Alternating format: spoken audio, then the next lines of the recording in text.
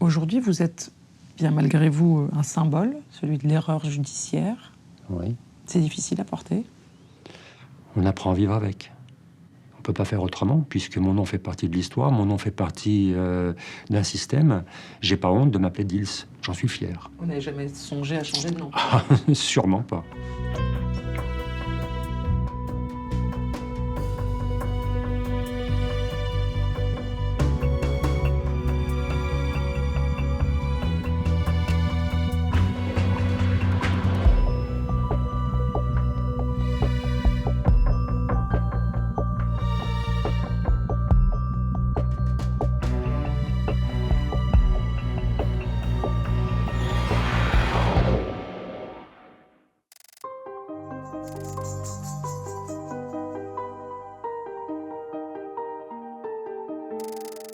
Montigny-lès-Metz, une ville marquée pour toujours.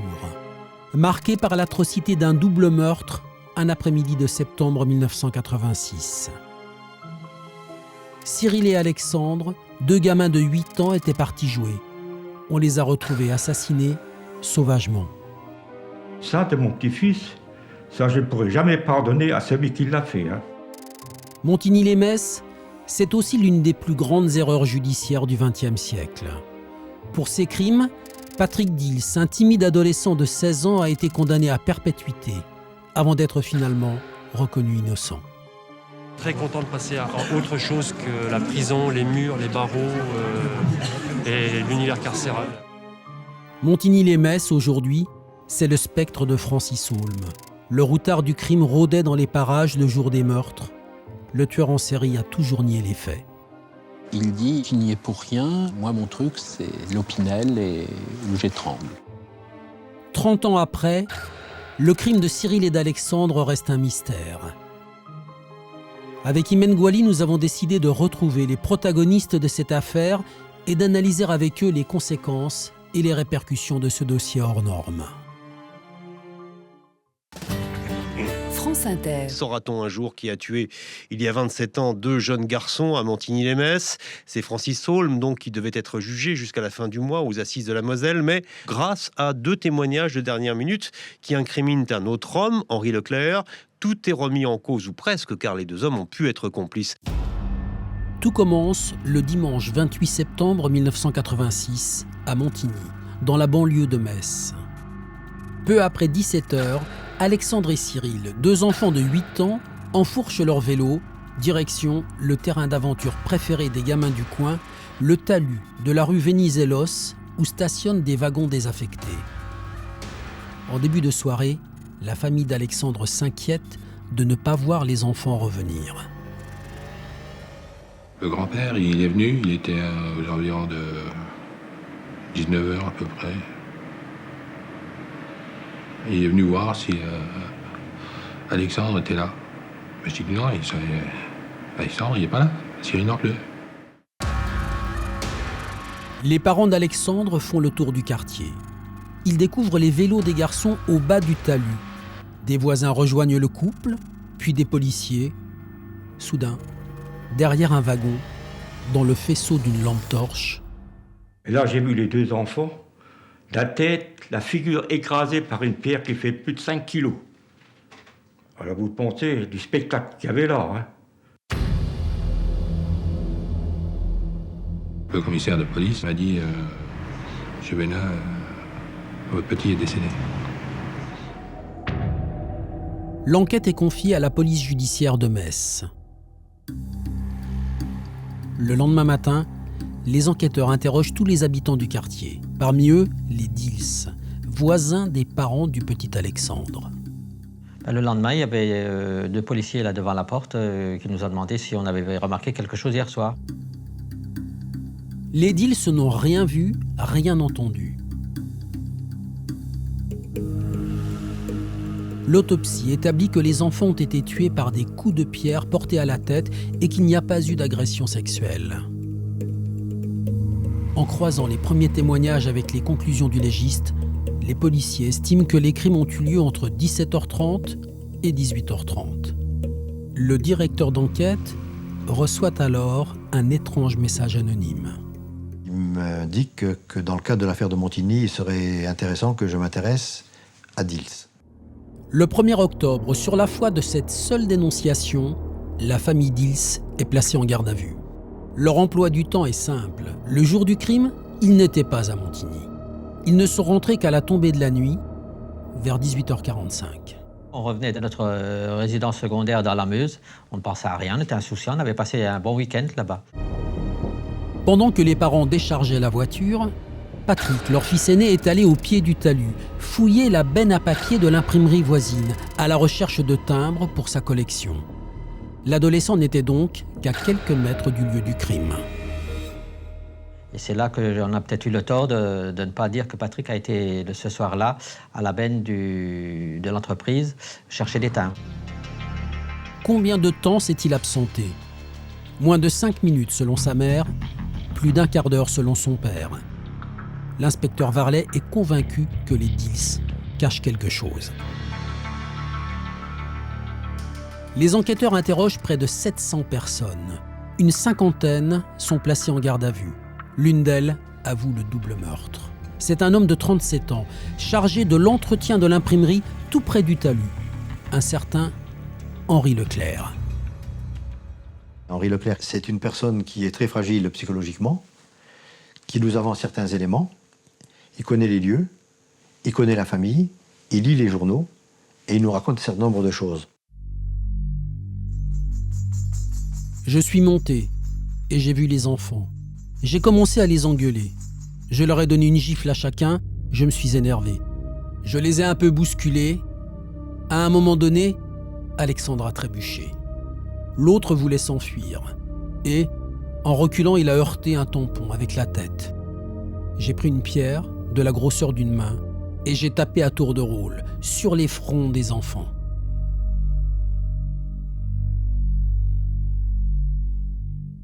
Mais dès le lendemain, Henri Leclerc se rétracte. J'en avais marre, hein. Bon, j'en avais assez. Bon, puis j'ai craqué, parce que j'étais au bout du rouleau. Hein, alors, j'ai dit n'importe quoi, hein, pour qu'ils me foutent la paix. Les enquêteurs organisent un transport sur les lieux pour vérifier les déclarations du suspect. Il a du mal à marcher, il a du mal à monter le fameux talus. Donc, il y a différentes raisons qui font qu'il est éliminé dans cette affaire-là et que ce n'est pas lui l'auteur de ce double meurtre. Sans aucune vérification supplémentaire, Henri Leclerc est mis hors de cause.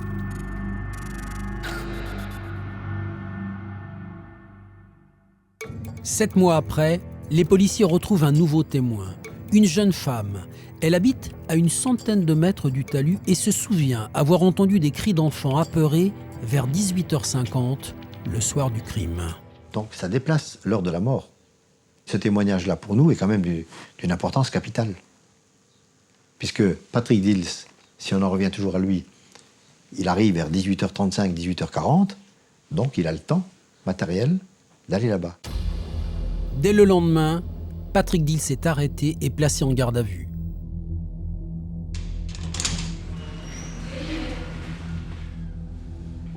Après une nuit en cellule, il passe aux aveux.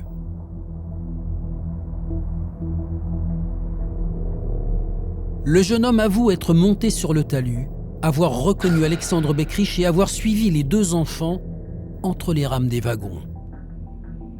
Voilà ce qu'il raconte aux enquêteurs. C'est à ce moment que, pour une raison que je ne m'explique pas, j'ai ramassé une pierre que je tenais dans ma main droite. Je me suis rapproché de l'enfant que je ne connaissais pas. Je lui ai donné un coup avec la pierre suffisamment fort pour qu'il tombe. Alexandre poussait des cris de frayeur. J'ai ramassé une autre pierre et j'ai frappé Alexandre, à peu près au milieu du front, pour le faire taire. J'ai ramassé une grosse pierre. J'ai frappé à 3 ou 4 reprises sur la tête et le haut de la poitrine de l'enfant que je ne connaissais pas. J'ai également frappé sur la tête d'Alexandre à 3 ou 4 reprises. Le bruit que cela faisait était comme le bruit d'un melon qu'on écrase.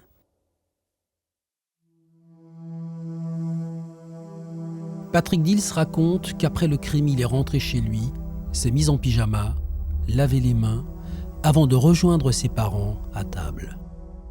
On est surtout surpris de voir un enfant de cet âge-là parler aussi simplement d'un double meurtre. La famille Dils est immédiatement prévenue. Il n'y a que moi qui a pu voir Patrick. Et là, Patrick m'a dit « Maman, c'est moi qui a fait le coup ». Le 30 avril, Patrick Dils est inculpé de meurtre.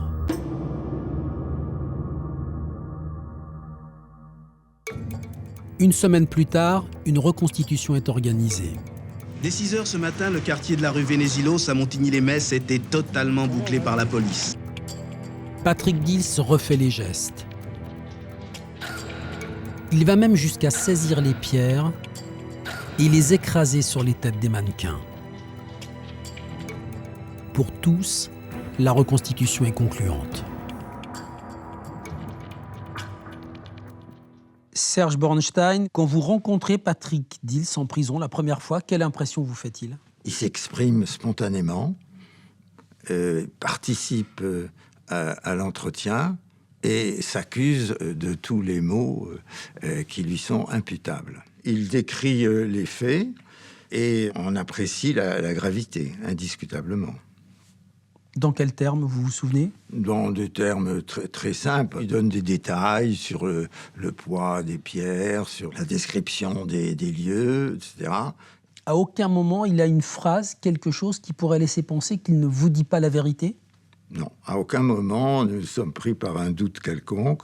On reçoit ses aveux qui sont réitérés. Il assume sans la moindre réticence ce qu'on lui impute déjà. Depuis ses premières confessions à l'inspecteur Varlet, Patrick Dils a avoué les meurtres de Cyril et Alexandre à 8 reprises, devant 8 interlocuteurs différents. Un mois exactement après son arrestation, le 30 mai, Patrick Dils se rétracte. Les policiers lui auraient arraché ses aveux très détaillés. Ces détails, s'ils sont aussi justes et aussi vrais, c'est tout simplement parce que c'est des éléments qui, d'une certaine manière ou d'une autre, m'ont été communiqués. Les réponses se trouvaient très souvent dans les questions posées. Et puis, pour d'autres détails, au niveau, je dirais, emplacement des corps, emplacement des wagons, lampadaires, etc., eh bien, il y avait un plan qui se trouvait au dos de l'inspecteur Varlet sur le mur. Donc, à ce moment-là, n'importe qui peut devenir le coupable idéal. Malgré ces rétractations, Patrick Dils est renvoyé devant la cour d'assises des mineurs. Il va attendre son procès en prison pendant 2 ans. 2 années sans voir sa famille. On nous a refusé tout parloir alors qu'on a fait des pieds et des mains pour en avoir. Janvier 1989, Patrick Dils comparaît devant la cour d'assises des mineurs de Metz. Le procès dure 3 jours, à huis clos. L'avocat de l'adolescent plaide non coupable, mais il a du mal à défendre un client qui ne se défend pas lui-même. Il était étranger à tout. À Metz, devant la cour d'assises, il n'a pas dit 10 mots. Il a convaincu de sa culpabilité par défaut de protestation, par défaut d'explication. Comment se défendre ? Parce qu'il ne suffisait pas de dire « oui, je suis innocent », parce que ça, à la limite, les gens n'en avaient rien à foutre. Ce qu'ils voulaient, c'était comprendre. Et ça, j'étais incapable de pouvoir le faire comprendre. Le verdict est implacable. Patrick Dils n'a que 18 ans et il est condamné à la réclusion criminelle à perpétuité. Le monde s'écroule.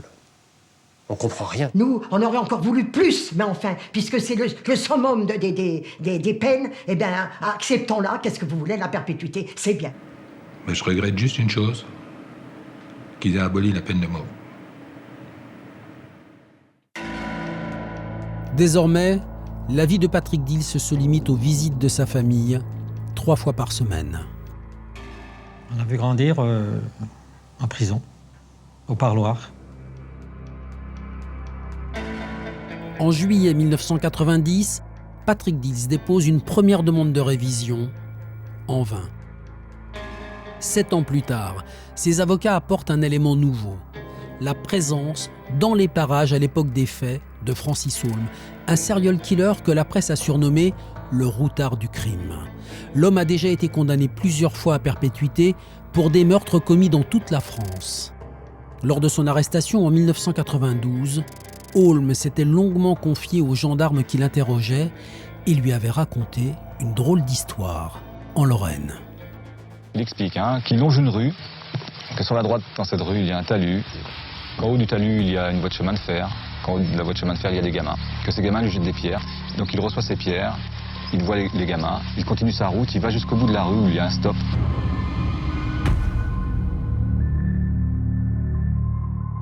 Il revient dans l'idée quand même de sermonner les gamins.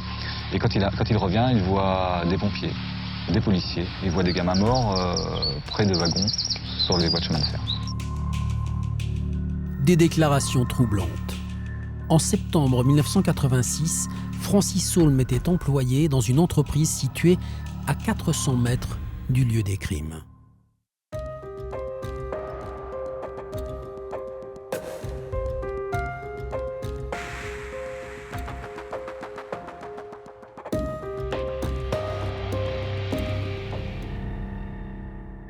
Jean-François Abgral, vous êtes le spécialiste de Francis Holm. Comment est-ce que vous faites le rapprochement entre lui et le double meurtre de Montigny-lès-Metz ? En fait, en fin d'année 97, je reçois un courrier d'une avocate parisienne qui défend le cas d'une personne, Patrick Dils, qui lui nie un meurtre pour lequel il a été condamné. Et ce courrier résume le crime de Montigny-lès-Metz. Or, il s'avère que Francis Holm, quand il explique ces crimes, quand j'ai mis à jour son parcours criminel, Francis Holm mélange les faits les uns avec les autres. Et donc, j'ai cette histoire déjà en tête. Donc, le meurtre de 2 enfants près d'une voie de chemin de fer, etc., à coups de pierre. Et donc, évidemment, je fais le rapprochement. Pourquoi est-ce que ces informations ne sont pas remontées avant 1997 ? À cette époque-là, les faits ne ressortent pas parce qu'il y a déjà une personne condamnée. Patrick Dils est l'auteur du crime de Montigny-lès-Metz pour la justice. Dans les bases de données, il n'y a plus d'auteur pour ce crime à découvrir.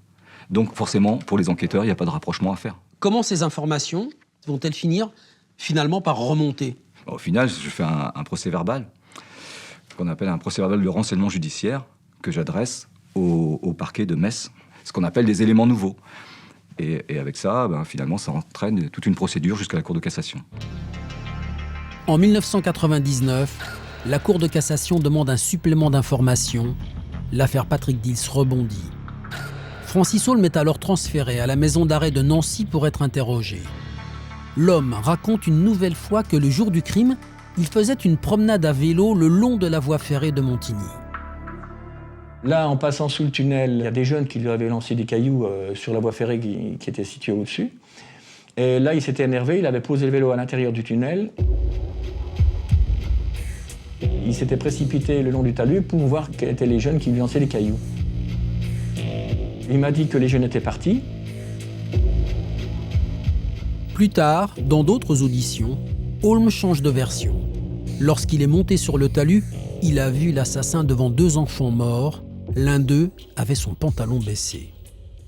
Je me suis aperçu que dans tous les meurtres, soit les gens étaient nus, soit les gens avaient le pantalon un peu baissé. C'est-à-dire pas entièrement, pas nécessairement dans le but de mettre le sexe à l'air, mais simplement une petite signature. Il dégrafe le pantalon, il le baisse.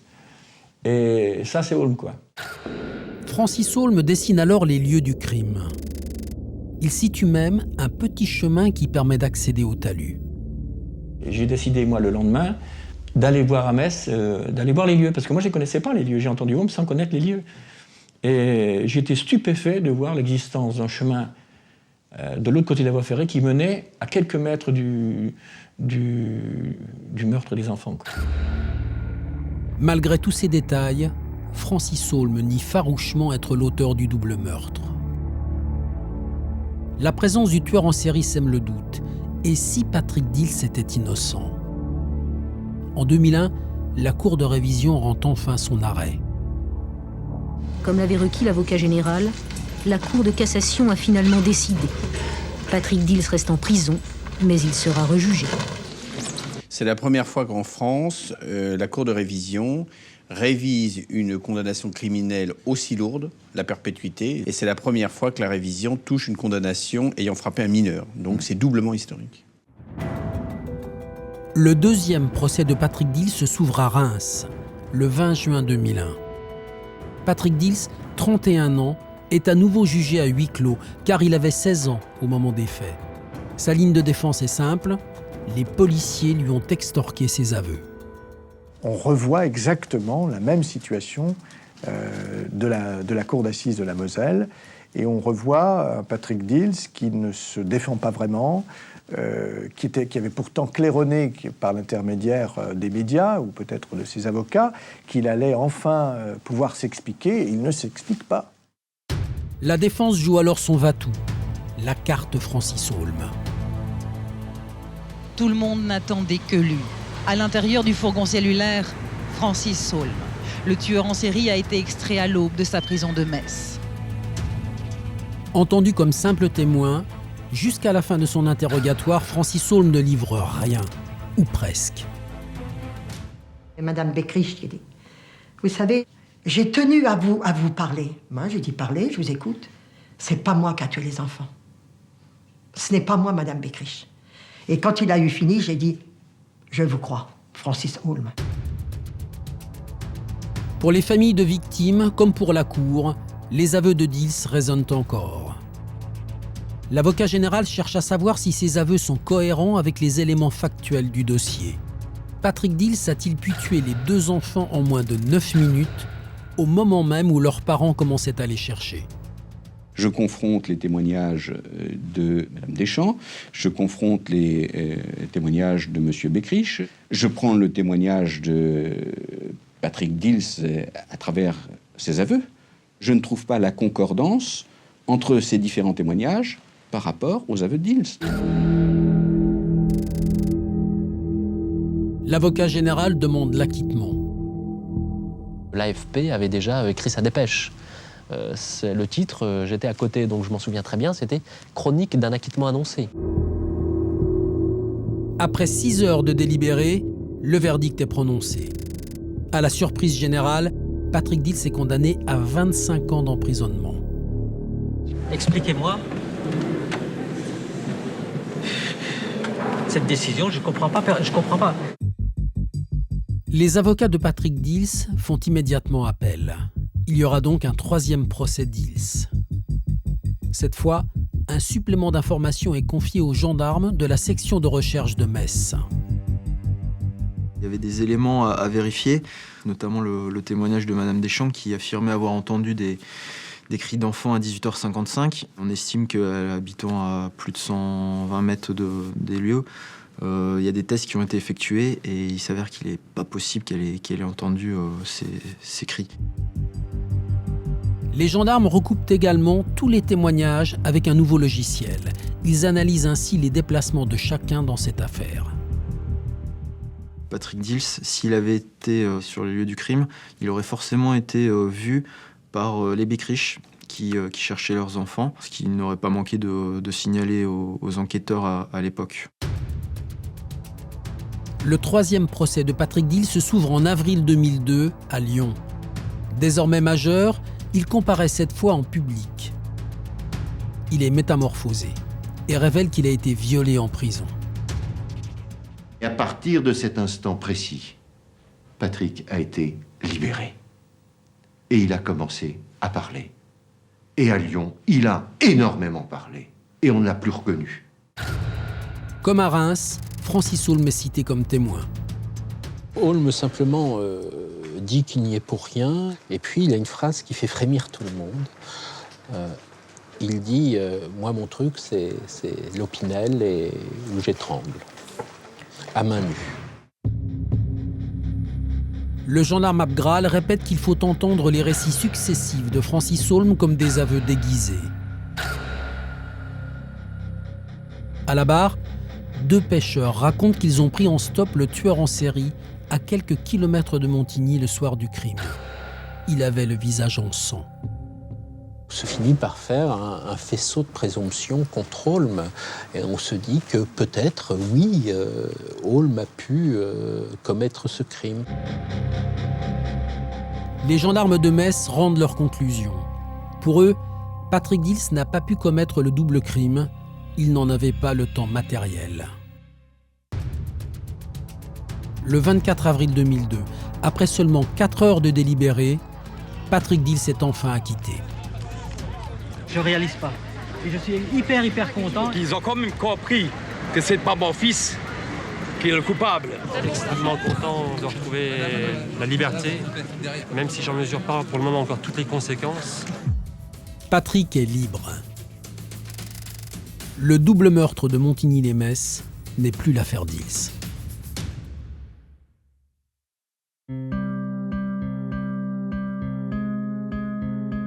Aujourd'hui, Patrick Dils a reconstruit sa vie.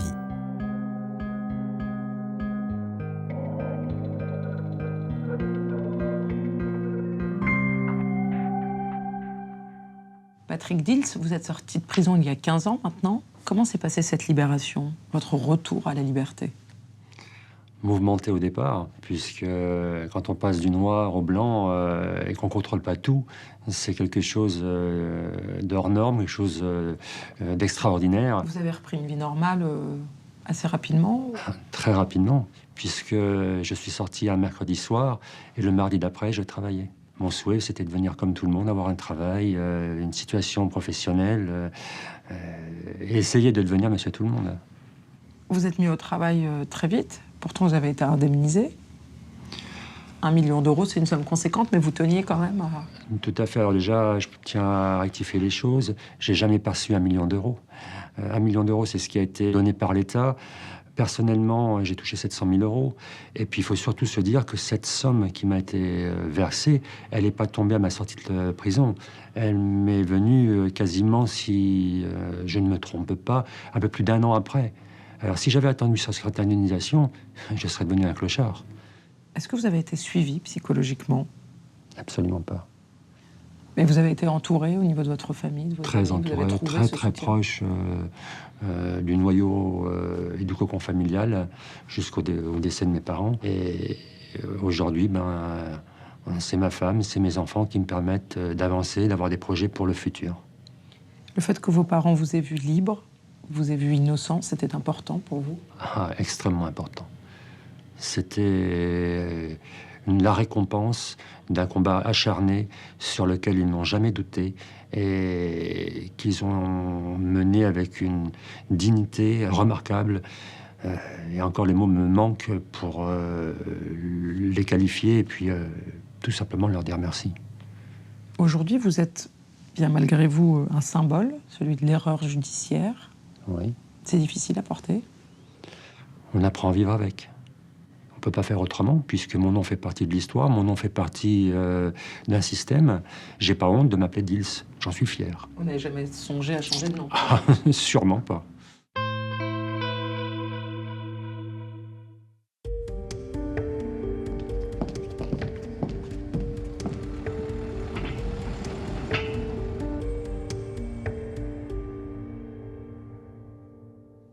Maître Rondu, en 2002, après 15 ans de prison, la justice a dit « ce n'est pas Patrick Dils ». Comment l'a vécu Madame Beckrich et la famille d'Alexandre? Les familles des victimes l'ont très mal vécu.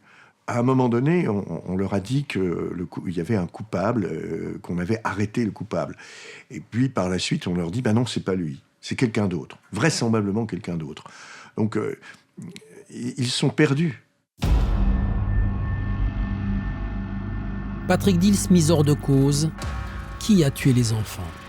À Montigny, tout le monde attend que le procureur de la République de Metz ouvre une enquête pour vérifier la piste Holm. Il a voulu garder le dossier pour lui, pensant qu'il allait à lui seul, avec les enquêteurs bien sûr, mener cette affaire et peut-être ramener Francis Holm devant les assises. Il faut attendre le 20 septembre 2004 pour qu'enfin une information judiciaire contre X soit ouverte par le parquet de Metz.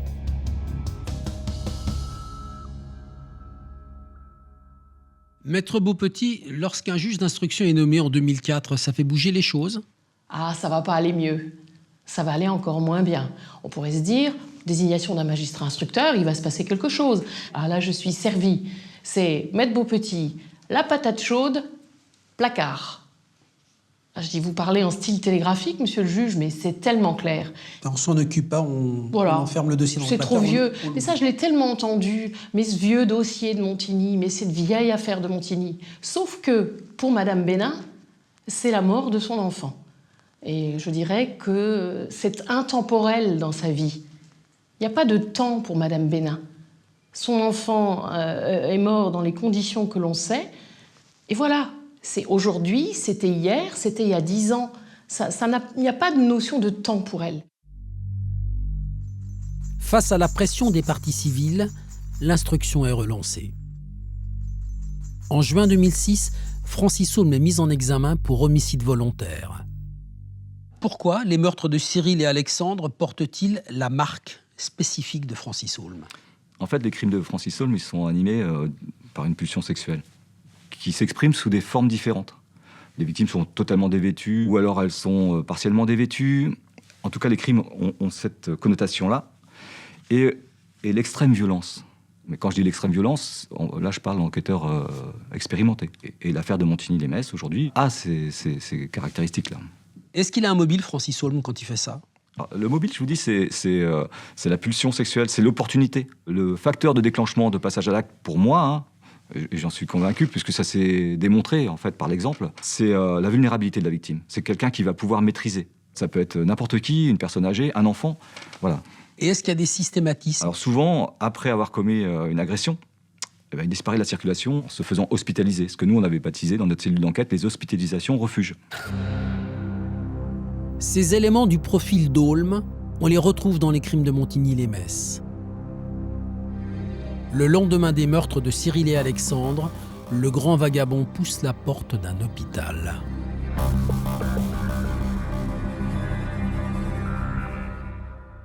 Liliane Glock, Aulme a été mis en examen pour homicide volontaire. Ce qui me paraît extrêmement dangereux, c'est qu'il est mis en examen, au fond, sur sa propre parole. C'est vrai qu'à plusieurs reprises, il a dit « j'étais là le 28 septembre et j'ai vu ceci et j'ai vu cela ». Cet élément tout seul vaut 0. C'est tout simple. La parole de Francis Saulme, vous ne pouvez pas le croire. Il s'est peut-être trompé, il a peut-être inventé ça.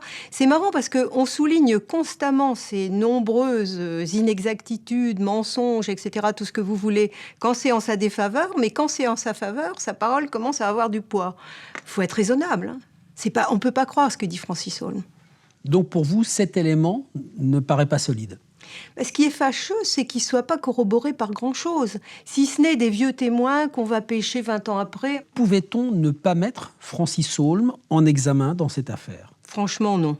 C'est vrai qu'on ne peut pas faire l'économie d'une mise en examen. C'est sûr et certain. Avec ce qu'il y a et que je critique, je dis quand même, on est obligé de le mettre en examen pour approfondir la question. Ceci étant, c'est vrai qu'on le met en examen en 2006. Mais je pense que si on avait été honnête, on l'aurait mis en examen avant. Après la condamnation de Patrick Dils en 1995, tous les scellés ont été détruits. Conséquence, l'affaire ne repose plus que sur des témoignages. Il faudra attendre février 2007 pour que les enquêteurs trouvent de nouveaux indices matériels. Dans la maison où Francis Saulme habitait au moment des faits, on retrouve des affaires, notamment un pantalon taché de sang. Les expertises sont menées, l'ADN est vérifié, ça colle pas avec les ADN de Cyril Bénin et Alexandre Beckrich. En juin 2007, l'instruction est close.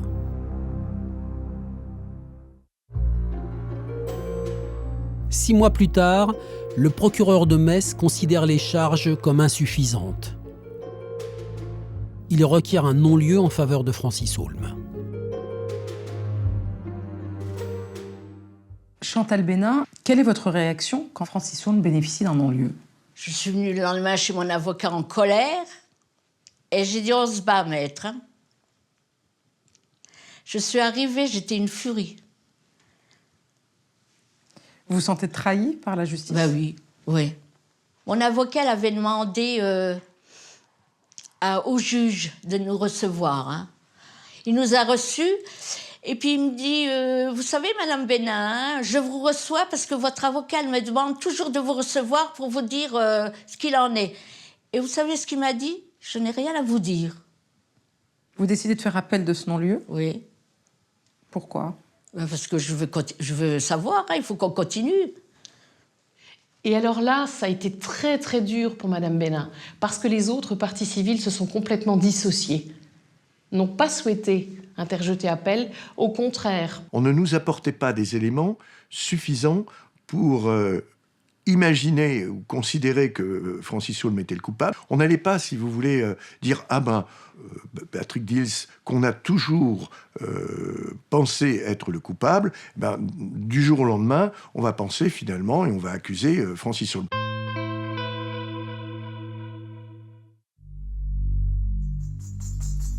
En 2008, la Chambre de l'instruction de Metz prend le contre-pied du procureur et ordonne un supplément d'information. Francis Holm, à nouveau interrogé, livre alors un nom. Francis Holm déclare avoir vu un homme, le jour des faits, descendre du talus en sueur. Il le décrit petit, rougeau, parce qu'il était en âge. Et cette personne lui dit j'ai fait une connerie, je m'appelle Henri Leclerc. Après, une autre fois, il dira que dans Henri Leclerc, il en connaît qu'un, c'est l'avocat. Puis bon, après, il dira je sais pas pourquoi j'ai parlé d'Henri Leclerc. Des déclarations pour le moins troublantes. Les deux hommes se connaissaient-ils? Henri Leclerc est formel. Il n'a croisé Holm qu'au procès de Patrick Dils en 2002, jamais auparavant. Un autre témoin affirme pourtant le contraire. Marjorie Thirier, qui était la secrétaire de l'entreprise où travaillait Francis Holm en septembre 86, a été un peu violentée, menacée par Francis Holm un jour. Ça a abouti à son licenciement. Et lorsqu'il est venu récupérer derniers papiers, enfin les soldes de tout compte, tout ça, il est venu accompagné d'un homme que lui avait présenté comme son oncle. Et en fait, sur une différente photo, elle aurait reconnu quelqu'un qui ressemblait fortement à Henri Leclerc.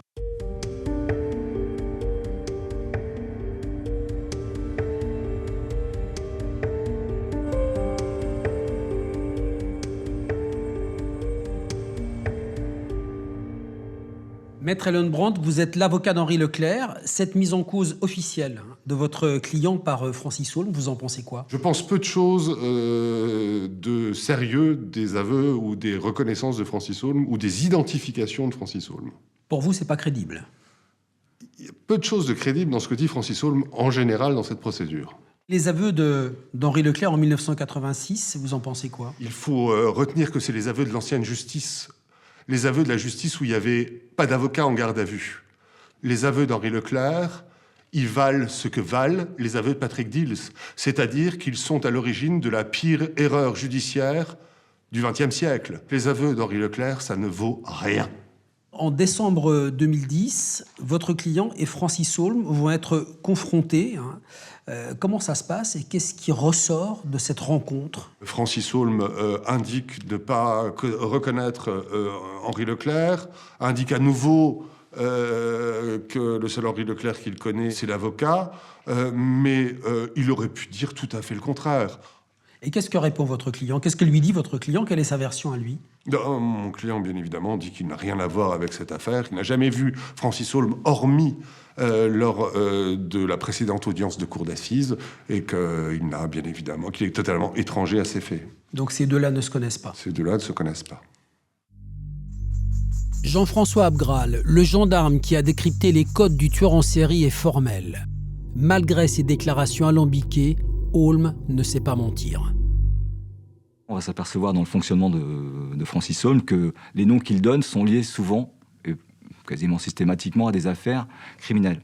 Et c'est comme ça d'ailleurs qu'on va identifier des complices de ces crimes. Est-ce que l'hypothèse du double meurtre de Montigny commis par Holm avec Henri Leclerc, ça tient la route?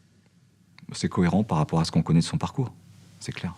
Parce qu'on a un nom qui est récurrent dans les affaires, dans des auditions, parce que la scène d'action criminelle, ce que l'auteur nous donne à voir, eh bien, c'est ce que Francis Holm nous a déjà donné à voir dans son parcours criminel. L'extrême violence, une victime partiellement dévêtue. Et Henri Leclerc avec lui complice?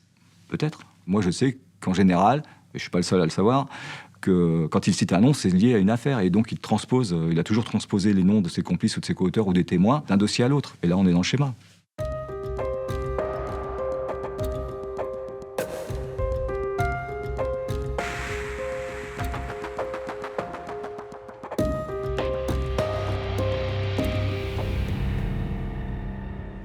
Maître Moser, la mise en cause d'Henri Leclerc, c'est une surprise de taille pour les familles des victimes. Ils sont dans le désarroi total, ils ne comprennent plus. D'abord Dils, ensuite Holm, ensuite Leclerc. Voilà un troisième personnage qui leur est proposé par la justice comme pouvant être éventuellement le coupable. Avouez qu'il y a véritablement de quoi s'y perdre, de ne plus rien comprendre du tout. En mars 2013, la justice accorde un non-lieu à Henri Leclerc. C'est la conviction de la Chambre d'instruction qui ne dit pas « il n'y a pas assez d'éléments », elle dit clairement qu'il n'y a aucun élément sérieux qui puisse permettre de renvoyer Henri Leclerc devant une cour d'assises. Donc ce n'est pas « il y a un doute, il n'y a pas assez », non, c'est « il n'y a rien de sérieux », aucun élément sérieux qui permette de renvoyer. Réaction d'Henri Leclerc quand il apprend ça ? Écoutez, forcément une satisfaction, mais vous savez, est-ce que vous pouvez être satisfait parce que enfin, on commence vaguement à vous rendre justice?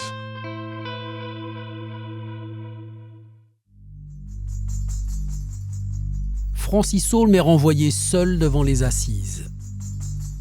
Avec son parcours, il fait figure de coupable idéal.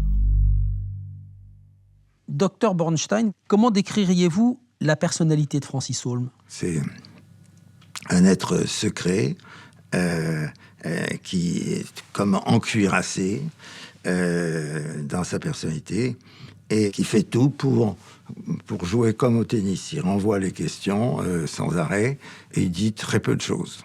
Bon, donc il y a un masquage complet de l'individu.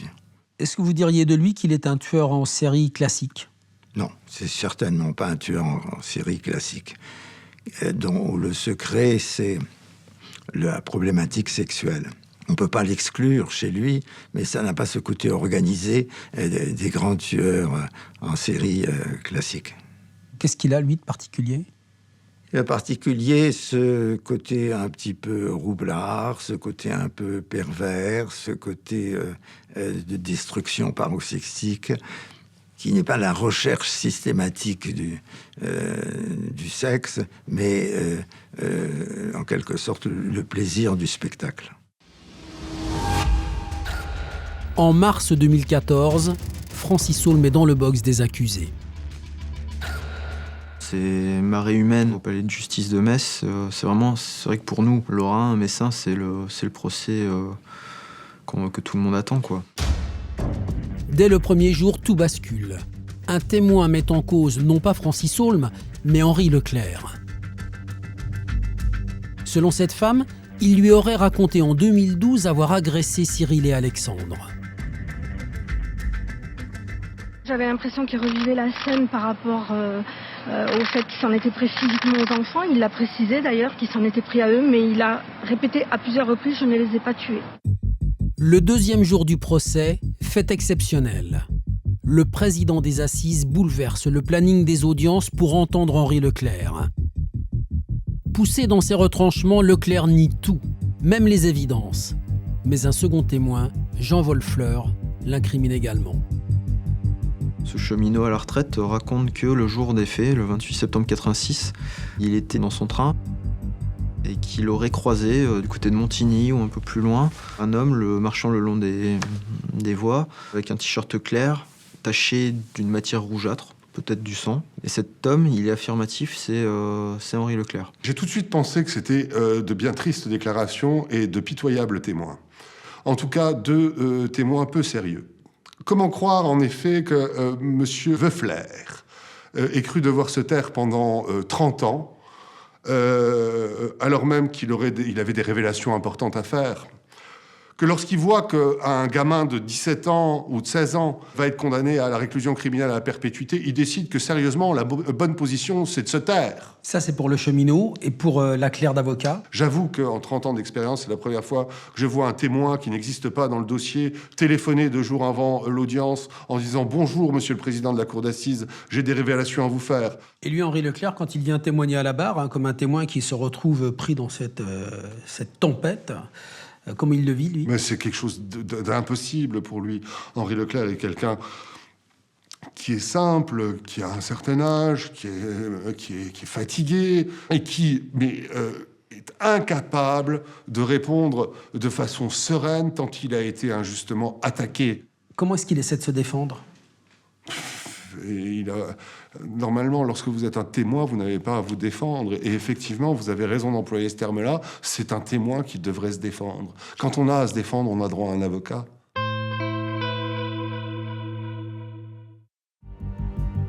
Grâce à ces 2 nouveaux témoignages, la Cour estime que le dossier n'est plus en état d'être jugé. Après seulement 2 jours d'audience, le procès est renvoyé. Liliane Glock, vous avez déjà vu ça, un procès qui est reporté comme ça au bout de 2 jours ? Oui, ça a bien dû arriver, mais c'est vrai que d'habitude, c'est pas ce genre de raison. C'est pas, voilà, un personnage qui arrive avec le petit chapeau de témoin et qui repart avec le sombrero de... pas mise en examen, mais de suspect sévèrement engagé, quoi. On a le sentiment que la justice est complètement perdue. C'est ça, la vérité, c'est ça, autant le dire. La justice est complètement perdue. Les jeunes diraient à l'ouest. Ce procès avorté, c'est un rebondissement incroyable, mais votre client reste pourtant mis en cause. Oui, bah oui, c'est sûr. Mais il y a pas, je veux dire, le renvoi du procès ne pouvait pas dispenser Francis Holm de comparaître. Et je suis certaine qu'il n'a pas d'avis sur ce renvoi, sauf un soulagement immédiat. Pour lui, ça a été... Je rentre dans ma maison centrale, je quitte Metz, je retourne à mon domicile habituel, et voilà, je vais pas avoir à subir cette audience. Est-ce que ça va changer votre stratégie de défense ? Non, pas du tout. Pourquoi ? Parce que je ne suis pas là ni pour prouver la culpabilité d'un autre que Francis Holm, ni pour prouver son innocence. Moi, je dois réagir à l'accusation. C'est ça, le fonctionnement de la justice en France, c'est ça. Bon, on nous amène Henri Leclerc, on va voir. Après, si vous voulez, je n'ai pas de coupable préféré, et j'ajouterai que je n'en exclus aucun.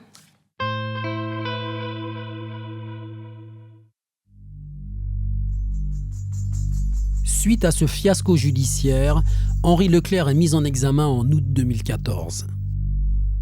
Pour lui, tout ça reste à peu près théorique. Depuis 30 ans, on parle d'Henri Leclerc dans cette procédure, et heureusement, depuis 30 ans, Henri Leclerc vit une vie, j'allais dire, à peu près normale, si ce n'est le regard des autres, qui pèse lourd. C'est, pour lui, quasiment un non-événement. Il va simplement, une nouvelle fois, devoir expliquer qu'il n'y est pour rien. Est-ce qu'il comprend techniquement ce qui se passe dans ce dossier ? J'essaye de le lui expliquer. Maintenant, il y a des choses qui lui échappent. Il comprend bien, en tout cas, qu'il est mis en cause à tort et que ça lui pèse. Alors, j'ai sollicité immédiatement l'annulation de la mise en examen d'Henri Leclerc. Après de multiples allers-retours procéduraux, le 10 janvier 2017, la Cour de cassation prend enfin une décision. Henri Leclerc est définitivement mis hors de cause. Maître Beaupetit, Francis Holm va être renvoyé seul devant les assises. Qu'est-ce que vous en pensez ? Eh bien, Henri Leclerc restera malgré tout dans l'ombre de ce dossier et certainement réentendu comme témoin dans le prochain procès. Je me demande ce que ça va donner. Ça va être pour le moins ubuesque comme situation. Après ça, on ne peut plus rien faire contre lui, c'est fini. Non, on ne pourra plus rien faire, non. Ça restera un gros point d'interrogation pour Madame Bénin, parce qu'il y a énormément de choses qui interpellent quand même dans cette procédure. Mais bon, on assistera au procès de Francis Holm, on verra bien. «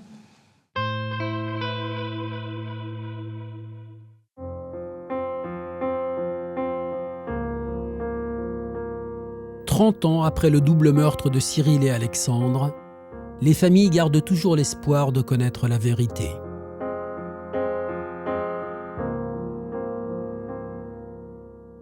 30 ans après, ça a encore du sens de chercher. Est-ce que vous pensez... Ben oui, hein.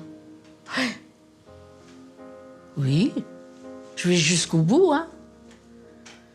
Est-ce que d'une certaine façon, ça ne vous empêche pas de passer à autre chose ?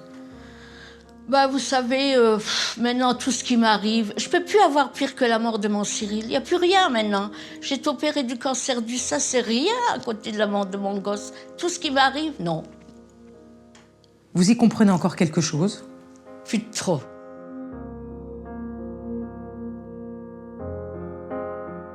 Un sentiment d'incompréhension partagé par les parents d'Alexandre. Ils ont l'impression que la justice est tout à fait incapable, dans l'incapacité absolue de résoudre cette énigme criminelle.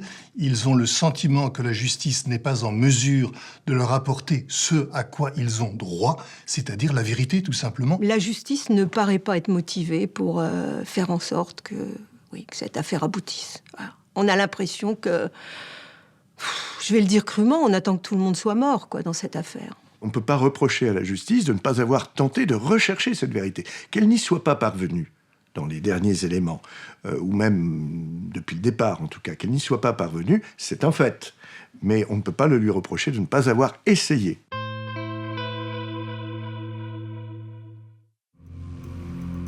En avril 2017, Francis Holm sera à nouveau seul dans le box des accusés. Son état de santé est déclinant. Pourra-t-il alors comparaître ?